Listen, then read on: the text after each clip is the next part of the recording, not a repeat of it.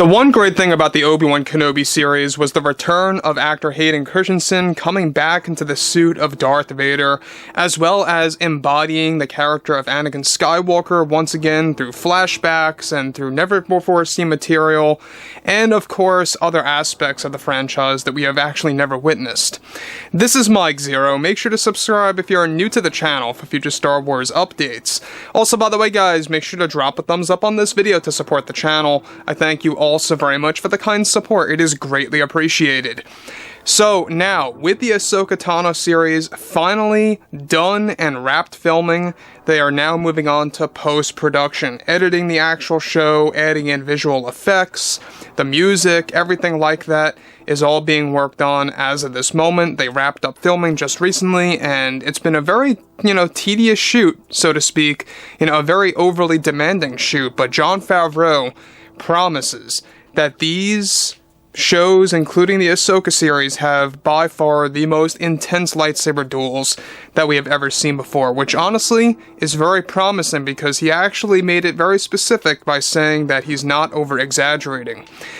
Now, with that being said, that brings us to something very and truly special of what's going on with the Ahsoka Tano series, and how it's really going to hit home when it comes to the prequel trilogy movies. We're going to be tapping into exactly a specific scene that was filmed about a month ago or so, and how it did indeed involve both Hayden and Rosario Dawson. Alright, so we already know that Darth Vader is going to have a major influence on this show in some way, shape, or form. However, Anakin Skywalker will also hold a true value to the Ahsoka Tano series. So let's tap right into it because we already know that John and Dave are already pitching a Season 2 to the Disney higher-ups in order to extend this series to make it a true live-action Rebels, basically. However, with the Ahsoka series now all done filming, both Hayden and Rosario filmed a very intense battle sequence for the first couple of episodes as the final piece of filming that involves something quite surprising to the fans. One major scene that Dave Filoni filmed with both Hayden and Rosario on set was the recreation of the Mustafar battle between both Obi-Wan Kenobi and Anakin, except in this scenario, Ahsoka Tano replaces Kenobi and is using the World Between Worlds to fight Anakin Skywalker on Mustafar in an attempt to change his destiny, only later to find that she can no longer change nothing at all for Anakin Skywalker using the WBW. Hayden was involved and returned as Anakin Skywalker, where Lucasfilm used their new de-aging technology to make him appear seamless like he was when fighting Kenobi in Episode 3. The saber duel takes place over the lava, just as it did between Kenobi and Anakin when they are standing on those platforms. Now let me just stop right here for 1 second. Now, for those of you that are very confused about what I am even talking about, the World Between Worlds is a thing that appears in Rebels Season 4. It's basically a realm that introduces portals to showcase elements of the past. And in this particular series, basically, we have a moment in which Ahsoka actually uses one of the portals in an attempt to find out exactly how Anakin became Darth Vader. And in that search, she actually decides to go through that portal and fight her master once more. And this is a scenario in which she's trying to test the abilities of the World Between Worlds, if she can change Anakin's fate by maybe, knocking some sense into him through lines of dialogue. There were actually said to be intense dialogue and how they were exchanged between both Rosario and Hayden, of how Rosario tries to convince Hayden's version of Anakin to not go down this road any further.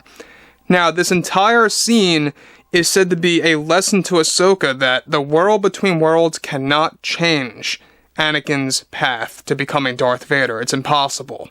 So, everything in line with all of this is that everything related to the World Between Worlds, it is going to be a focus in Ahsoka Season 1, however, it's going to be an even bigger focus in Season 2. The overall pitch by Favreau and Filoni is to actually have Season 2 heavily introduce the WBW even further.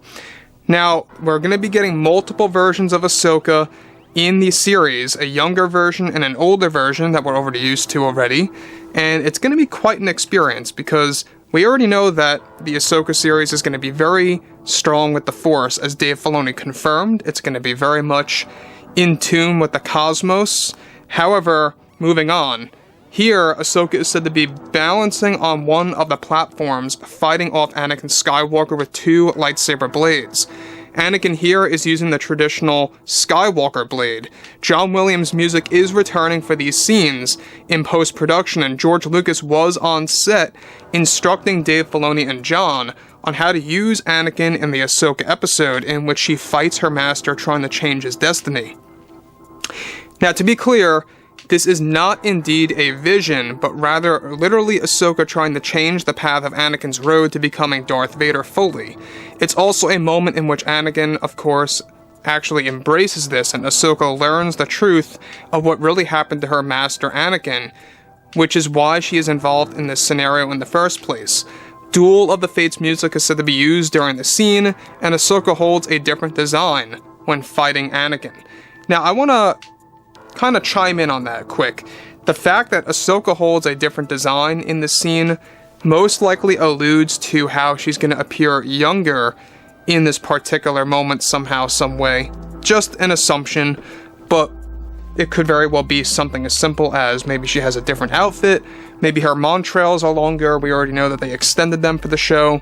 It could be something as simple as that too, so, let's not jump to conclusions about what her design difference is, but it's said to be quite a drastic difference when she fights Anakin.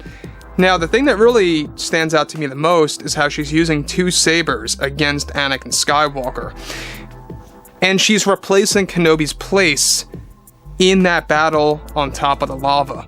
Now, of course, a lot of fans are going to be very confused about this, saying like, well, how is she replacing Kenobi at a point in time? How does that even make sense? A lot of it will be explained with the World Between Worlds being fully implemented in the canon. It's some kind of time warp, situation that Dave Filoni is trying to explain in the show, that we will be learning more about that. We only know little to nothing about the WBW in Star Wars Rebels Season 4. We only got a tidbit of it. Sure, we got an entire episode, but lore-wise, we don't know all that much about how it truly works. So overall, at the end of the day, this entire sequence is basically a test for Ahsoka Tano to see if interacting with the WBW to go back in time can change Anakin's destiny, and further learning that she cannot change his destiny is a reality check for Ahsoka, that not even the cosmic force can help him. It is his true destiny to become Darth Vader, and to eventually end the Sith once and for all.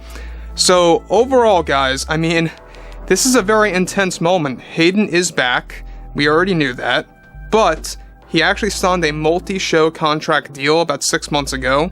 He's not ending it with Ahsoka. He will be coming back for Mando 4 as a Force ghost of Anakin, and even, of course, in future Mandoverse shows. So overall, guys, drop a comment below. Let me know what you guys have to say about all this below in the comments, and if you guys did enjoy the content for today, make sure to drop a thumbs up on this video to support the channel. I thank you all so very much for the kind support, and I'll catch you guys next time.